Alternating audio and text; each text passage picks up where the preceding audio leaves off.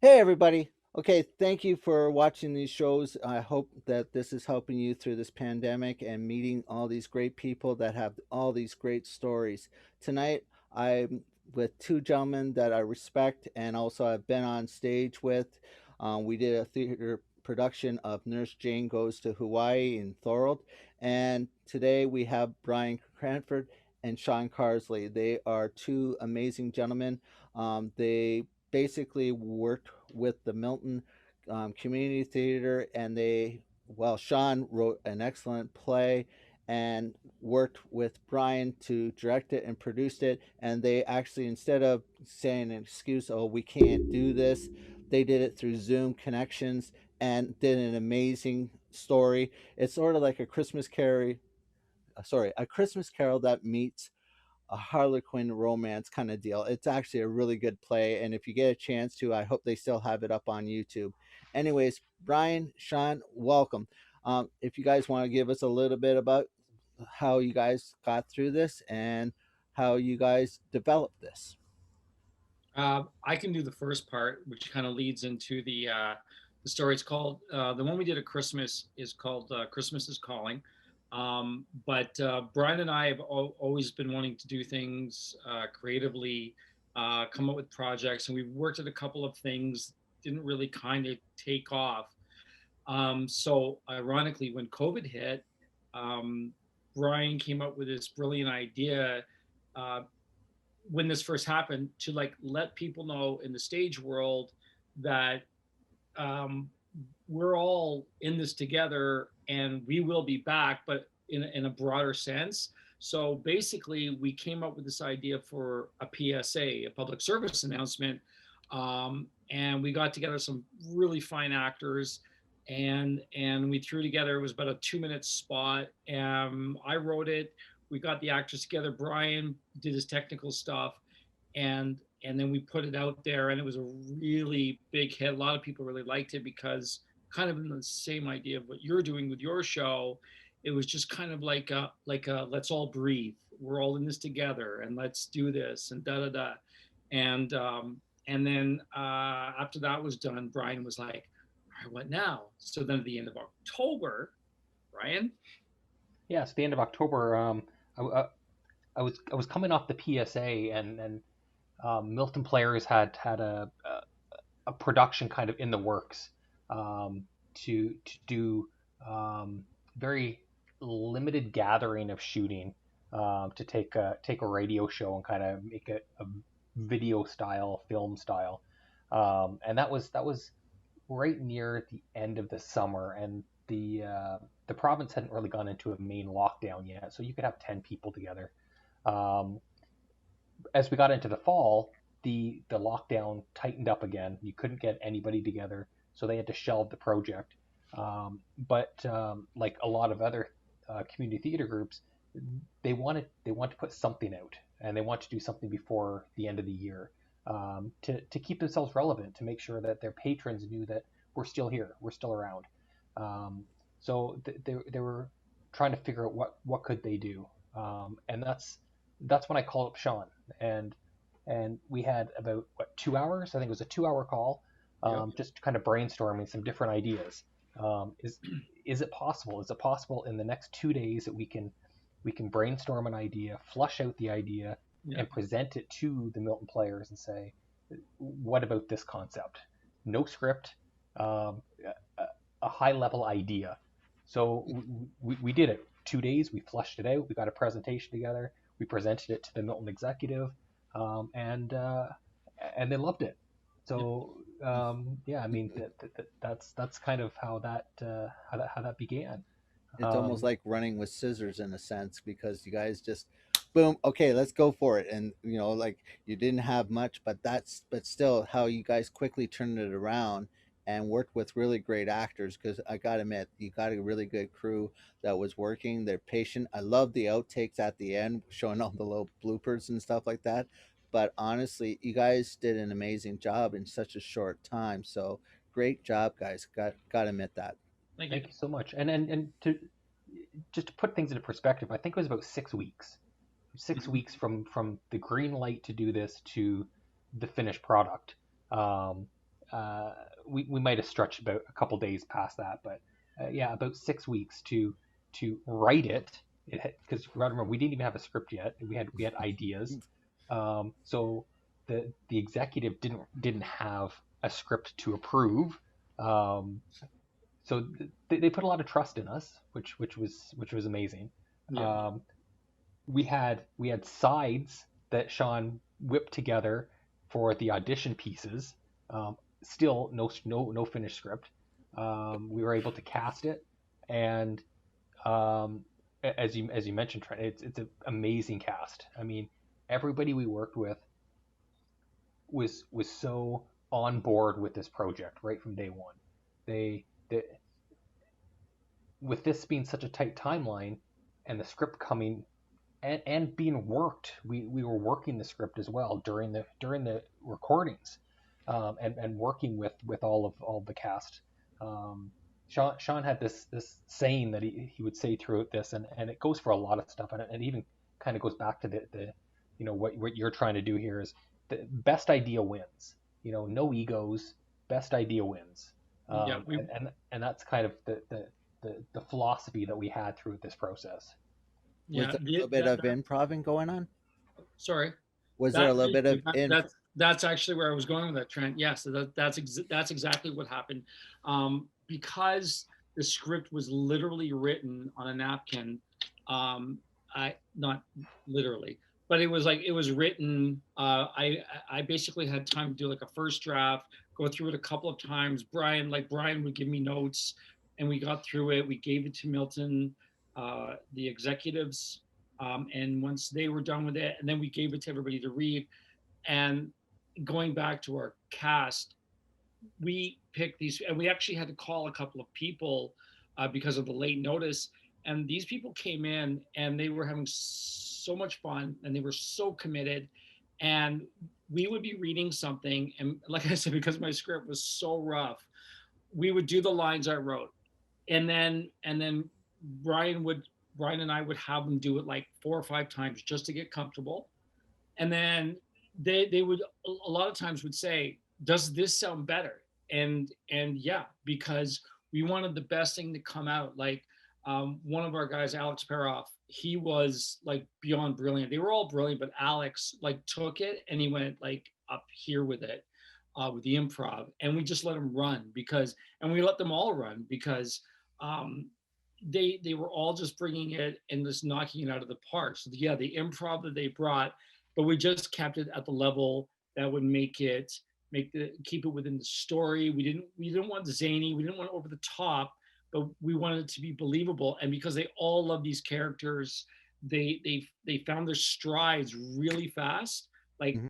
like Brian said, we cast them, and within a week we were shooting. We had, I think, 2 or 3 read-throughs, and that was it. And we were into it. And these guys were doing lines, um, you know, like it wasn't on stage. We would shoot and we could stop if they had mistakes, which was great. But they were still doing their damnedest to like make sure to get this stuff out, to get it, to bring the emotion. So like the amount of work these guys put into it, and everything we asked of them, they did, and happily. And that's, yeah. And the improv that they brought, all of them were like beyond, like newcomers to their veterans.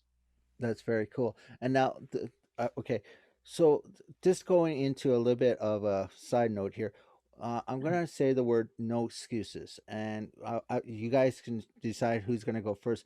What does "no excuses" mean to you?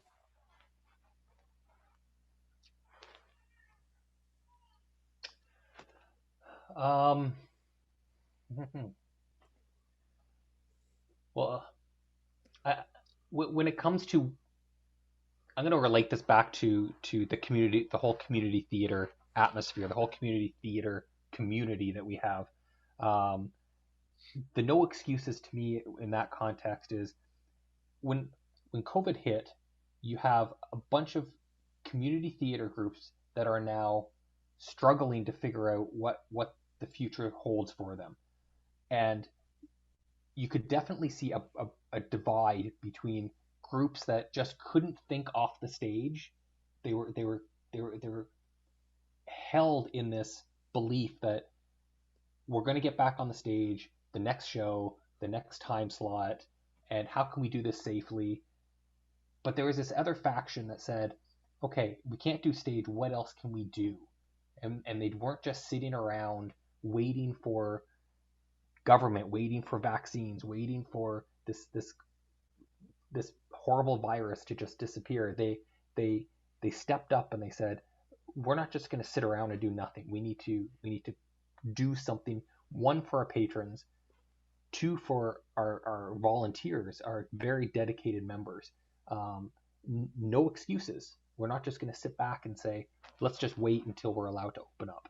And Milton Players was one of these groups that said, we know that we can't go on stage, but we have a ton of talent that's sitting there waiting to be plucked. What can we do with them? And this was the first, and what I am assuming the first of many projects that this group is going to put out. Awesome. Yeah. Back in the summer, um, when we were kind of like in the midst of all this, I had written a play, and I got together with a group from the Milton Players, 10 of them.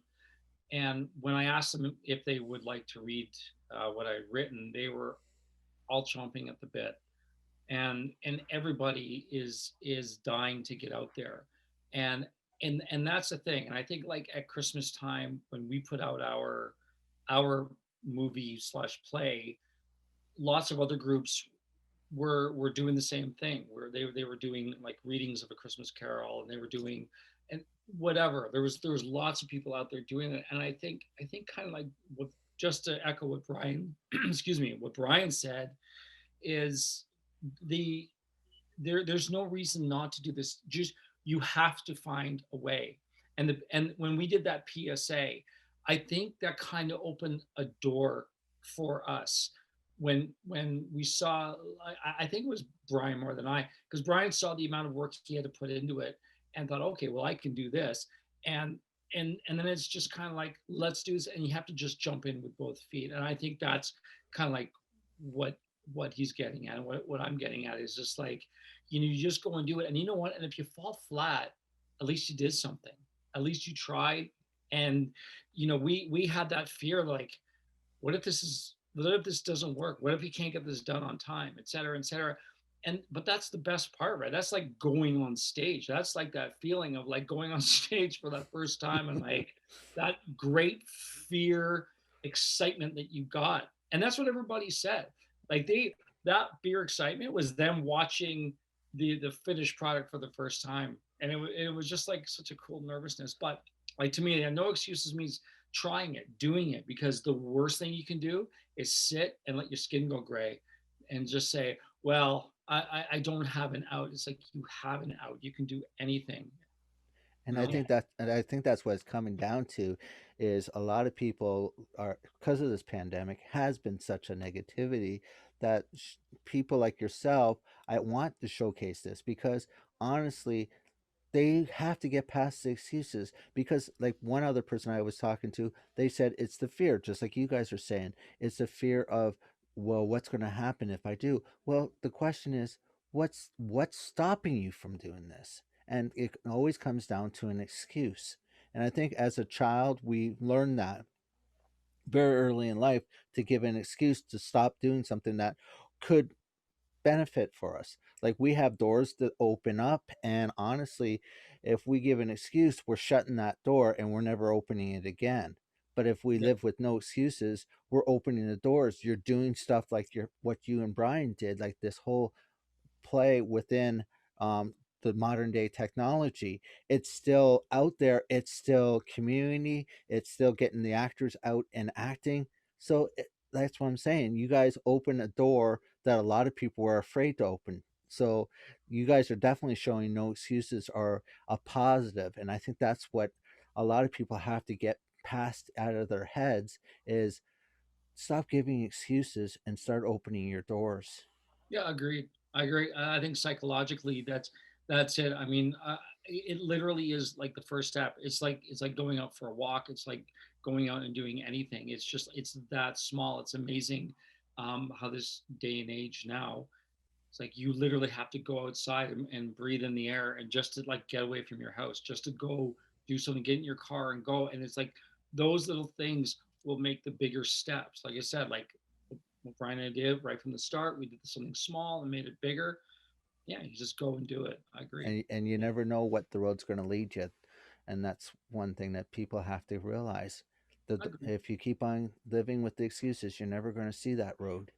Yeah, you mentioned earlier, Trent.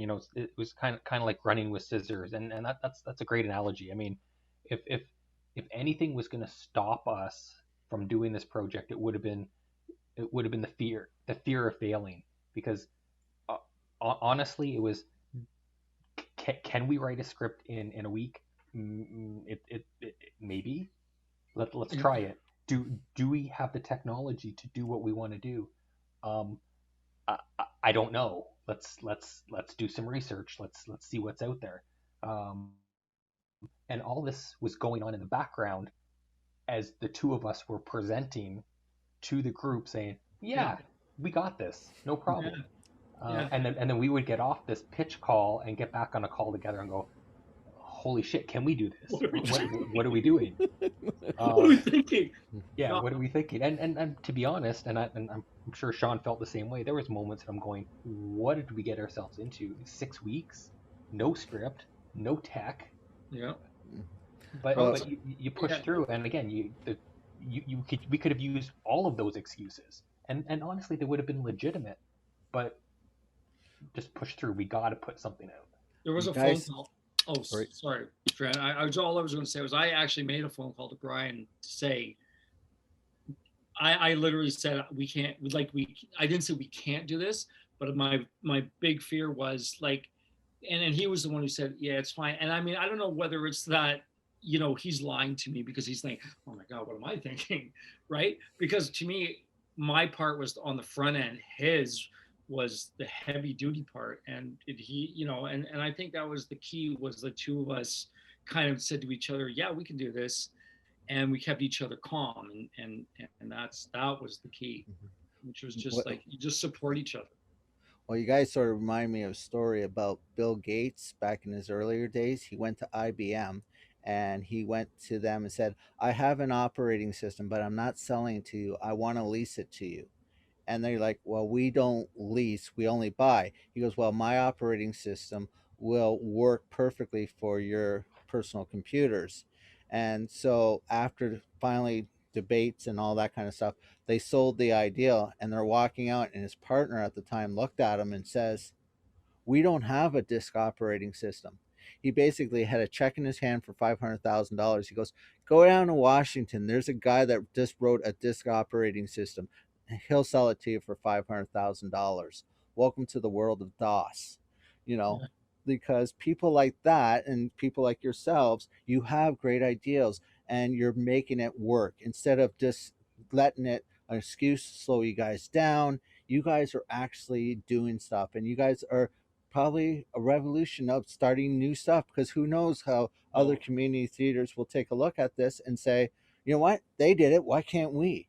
And this will open up a lot more doors until we can get on stage again. This is a great avenue. So like I yeah. said, now we're going to wrap it up shortly, but I always ask people, um, what do you want to tell people out there during the pandemic to help them, motivate them, or inspire them, or try to get them to look past the excuses? Take the first step, see what happens. Yeah, That's all you can do. Take that first step. Don't commit yourself to a big grand plan. Take a first step. yeah. So if it's something you've been thinking about doing, take the first step. If it's, you want to take a course, the first step, go and research what's out there. Yeah. That's the first step. And then once you've done that, take the next step. I That's mean, that's yeah, people have got all kinds of time on their hand, and that's it. Like you, first off, find something that you truly want to do. Don't just like look at something online and go. Well, those people like they're having fun working out. I'm gonna work out, but you're not a workout person. Like, find books, get into books, get in movies, anything that would inspire you to do something like challenging or greater, or just, I don't know, start group chats. Like, people had book clubs. Do book clubs online, get together with friends online. If you have honest friends, you can play poker online. I mean, you have all kinds of things that you can do. But it's, I think the half the problem is that because we're doing this all the time, we're zooming each other, we're not using it for the fun. It's like driving your car for work. You forget you can actually drive your car for fun. So like that's the thing. And I think that's just the key, is just like baby steps. Just find something you like, try it, and see what comes of it. That's my advice. Awesome. And gentlemen, I do want to say thank you again for coming on today. I think honestly your story is going to have at least one person, but I'm hoping more. But the thing is, this is what I'm hoping is, if it just helps one person or it helps many, this is an awesome story because it has to be told. And during this time, I think having stories like yourselves is going to make people a lot more happier and maybe even inspire people to start living a life again. Thanks, Trent. Yeah. Thanks for having us on, and what you're doing with this, it's you're following your whole philosophy, which is amazing. So Yep. it's not just going to be having us on that is going to make change in other people's lives. It's what you're doing as well. So thank you for that. Exactly. Well, I appreciate it. Anyways, guys, I hope we can do another follow up in a little bit to find out what you guys are going to be working on next. You After the never next know. project, we'll be back. Yes, you will. Okay, sounds good. Anyways, gentlemen, have a good night and Yep. we'll talk to you soon.